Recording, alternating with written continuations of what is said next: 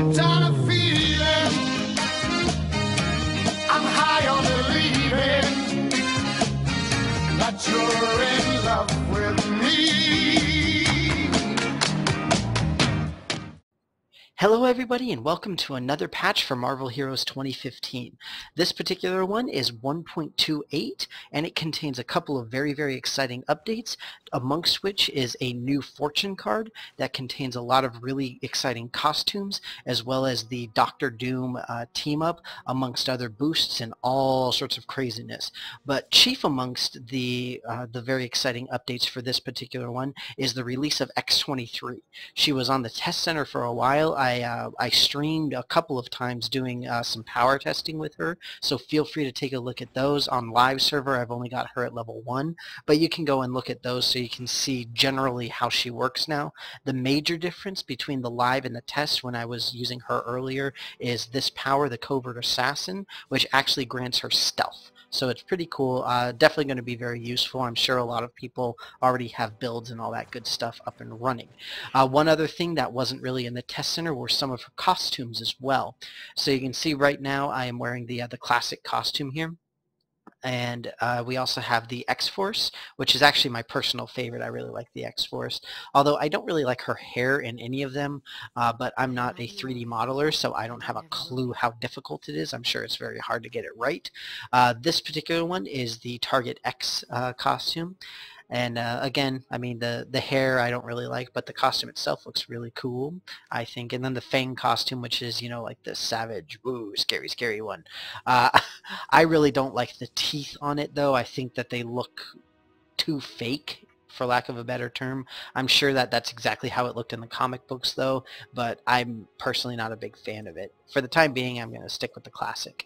Regardless, the other one of the other major things is the event is now the armor event. There are a few major updates to it. First off, these two artifacts are now 700 armor research drives instead of 1,000, and they also added the reliquary of rarity to the rewards that you can purchase. So some very important changes. Those are really the main two, though.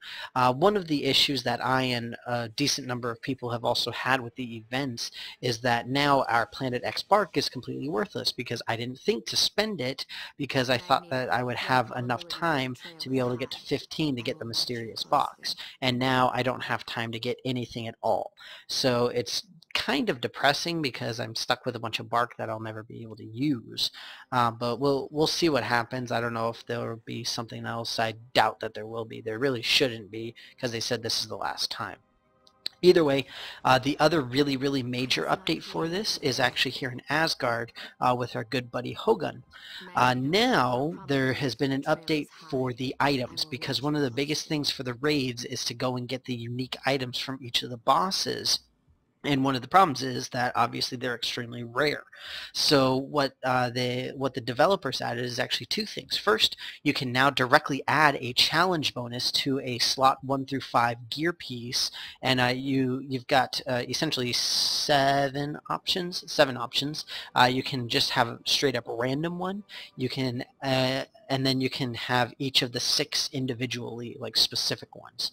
In order to get those, you have the random challenge, which is cheaper compared to the specific challenge. So it's just the recipes need the different one depending on which one you're using. But regardless, now you can fully customize your gear, and it's absolutely awesome. It's going to be a huge help.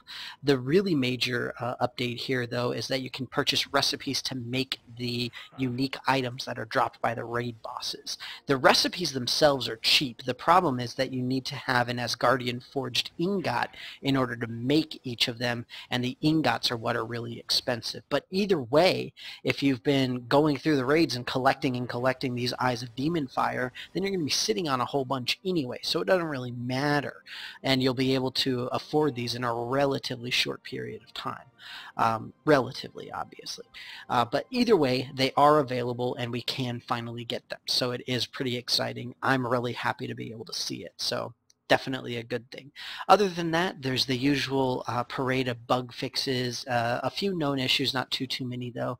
But one thing is that the Venom pack is now on pre-sale. So if you haven't done it, be sure to at least look at it. If you don't get it or plan on getting it, I would highly recommend it from the teasers and from the stream that the developers did a few days ago. It's absolutely, somebody just dropped the Vice, nobody wants it.